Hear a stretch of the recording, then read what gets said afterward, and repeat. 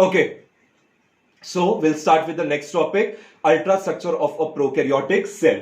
Before that, let's talk about the cell. The smallest cell is generally Mycoplasma Genitalium. Mycoplasma Genitalium is the smallest cell. It is a type of a PPLO. It is a type of a PPLO. PPLO. Right? That is pleuropneumonia-like organism. Next, you can say the largest cell. The largest cell we all know, that is egg cell of the ostrich. Right? Let's talk about the human. In human, the smallest cell is sperm, which is present in the male. The largest cell is egg or the ovum, present in the female. Correct? And the longest cell is nervous cell, which is generally called neuron. Right? So let's talk about the prokaryotic cell in detail. Right? Now, ultrastructure of a prokaryotic cell. Prokaryotic cell is generally made up of two words, pro and karyon.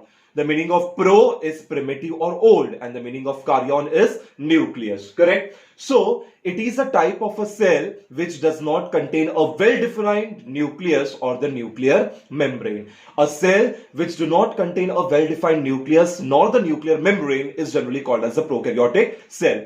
Majorly, all the bacterial cells such as cyanobacteria shows the prokaryotic organization. That is, they do not contain the nucleus nor the nuclear membrane. Now, the average diameter of a prokaryotic cell or a single bacterial cell is near about 1 μm. Now, there are 4 different forms of the bacteria, right? The polymorphism or the shape of the bacteria are 4 different forms. First one is cocci. Right? Cocci is generally spherical or it is oval shape. Right? The first one is cocci. It is spherical or it is somewhat oval shape.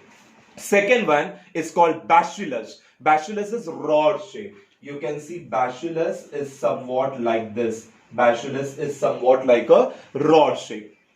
Third one is vibrio. Vibrio is comma shape. Vibrio bacteria are generally comma shaped bacteria, right? And the fourth one is pyrelium. It is generally spiral shaped or twisted. It is long and spirally shaped or spiral shaped. These are the 4 different forms of the bacteria. Cocci, which are generally spherical or oval. Second one is bacillus, rod shape. Third one is vibrio, comma shape. Fourth one is pyrelium, helical or a spring-like structure, twisted structure. Now let's come on to the ultrastructure of the prokaryotic cell. The prokaryotic cell is generally made up of 3 different cell envelope. Right? The prokaryotic cell is generally covered by 3 different types of cell envelope. What are cell envelope? The covering, the outermost protective covering of the cell is generally called cell envelope, and they are categorized into 3 important parts. First one is generally called glycocalyx. Right? You can see the first layer is glycocalyx, second is cell wall, and third is plasma membrane.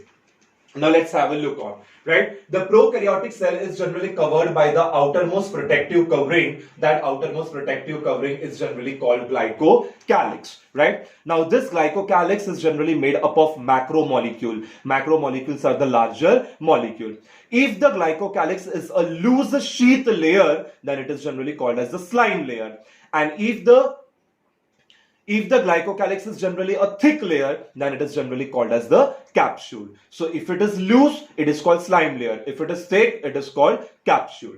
Second, inner to the glycocalyx. This is your glycocalyx, am I right? So inner to the glycocalyx, you can see the second middlemost layer, which is generally called cell wall. Right? So inner to the glycocalyx, cell wall is present. Cell wall of the prokaryotic cell is generally made up of peptidoglycan or murine. Right? So the cell wall is made up of peptidoglycan or murine. Now what exactly is peptidoglycan or murine?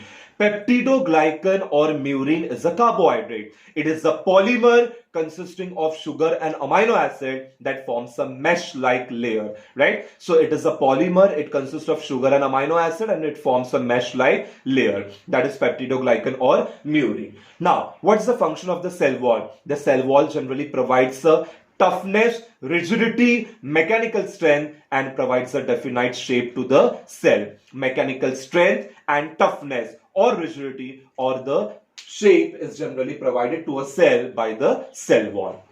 Third layer, inner to the cell wall. Can you see this layer? Yes, right? So inner to the cell wall, a innermost layer is present, which is generally called plasma membrane. So plasma membrane is the innermost layer present inner to the cell wall.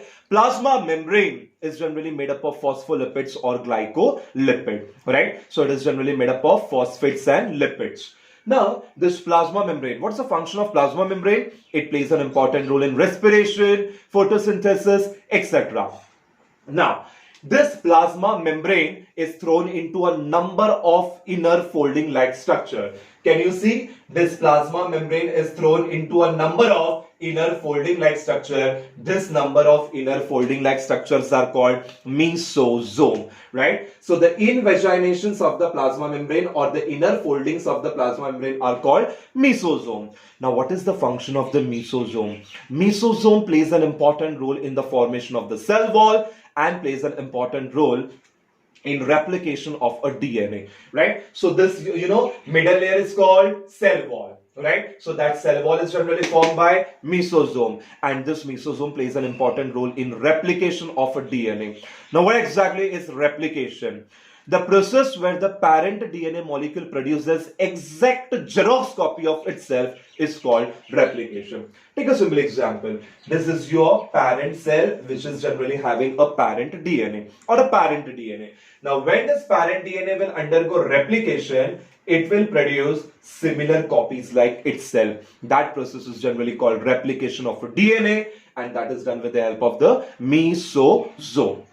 Right? You can see one of the point, you can see the prokaryotic cell generally contains a granular material or a granular fluid, which is generally called matrix or the cytoplasm, right? So the entire cell generally contains a granular fluid which is called cytoplasm. Now this cytoplasm or the matrix generally contains your ribosome, right? But the ribosome are present in a group or cluster. So this group or cluster of 70 S type of ribosome is generally called as polyribosome, right? A group or a cluster of 70 S type of ribosome present in a prokaryotic cell together is called as polyribosome. Now I said 70 S type of ribosome, right? 70 S. Right? Here the S stands for Swedberg unit. 70S, S stands for Swedberg unit. Now what is the 70S type of ribosome? 70S type of ribosome is made up of two parts. One is called smaller subunit and larger subunit. Right? You can see this is the smaller subunit and this is the larger subunit.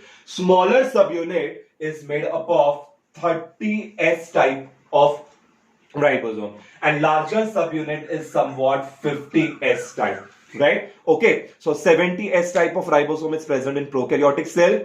S stands for Swedberg unit, right? It is made up of two parts. One is smaller subunit 30S and larger subunit 50S, right? So 30S and 50S is the size of the ribosome, right? 30S, that is the smaller subunit, 50S, that is the larger subunit, together forms 70S type of ribosome, right? Together forms 70S type of ribosome. Now you should not count that, sir, 30 plus 50 is 80S. Then why have you written 70S? You're not going to count. It is nothing but 30S is the shape or the size of smaller subunit and 50S is the size of the larger subunit. Together forms 70S type of ribosome. What's the function of ribosome? Protein synthesis. It will play an important role in protein synthesis. Right. The cytoplasm generally contains circular DNA as a genetic material. Can you see this? Yes. So this circular DNA is the genetic material present in the prokaryotic cell.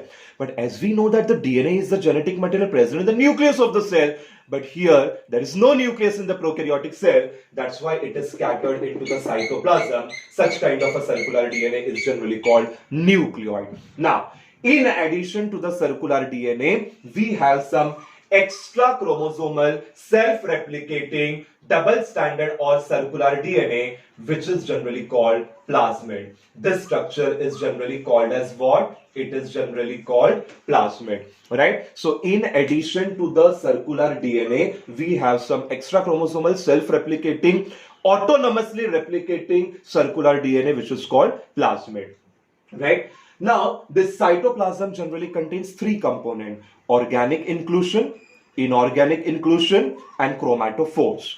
Organic inclusion such as starch and glycogen, as they are the organic compound. Inorganic inclusion such as phosphate and sulfate we get from the inorganic material. And chromatophores. What exactly are chromatophores? Chromatophores are the colored pigments present in the photosynthetic bacteria. Photosynthetic bacteria such as cyanobacteria, they will use the sunlight and the pigments and will prepare their own food material, such as pigments such as bacteriochlorophyll, bacterioviridin, and carotenoids. They are generally your chromatophores. So cytoplasm contain organic, inorganic, and chromatophores. Right? Now, at the last, you can see this is the anterior most side of the prokaryotic cell and this is the posterior side of the prokaryotic cell. Anterior side of the prokaryotic cell has a small pili, right? It generally has what? It is generally having a small notch-like pili. Now, why the pili is present? The function of the pili is conjugation. Very, very important. The function of the pili present on the anterior side is conjugation. What is conjugation? Transfer of a genetic material from one bacterial cell to the another bacterial cell, that is direct cell to cell contact, is generally called conjugation, right? Next, at the posterior side you can see a long tail which is called flagella. At the posterior side you can see a long tail called as flagella for the process of locomotion or movement. It will undergo movement or locomotion, that is flagella. And the last point, the entire prokaryotic cell is generally covered by small finger-like projection. This finger-like projection are generally called Fimbriae, right? So the prokaryotic cell is generally lined up or covered by the finger-like projection called Fimbriae, and the function of Fimbriae is for support and clinging. If the bacterial cell needs to cling or it needs some support, then the Fimbriae are generally present. So at the anterior side, pili for conjugation, that is transfer of genetic material from one bacterial cell to another bacterial cell. At the posterior side, flagella or the tail for locomotion, and the entire cell is lined by your Fimbriae for clinging and support. This is the ultrastructure of prokaryotic cell. Thank you.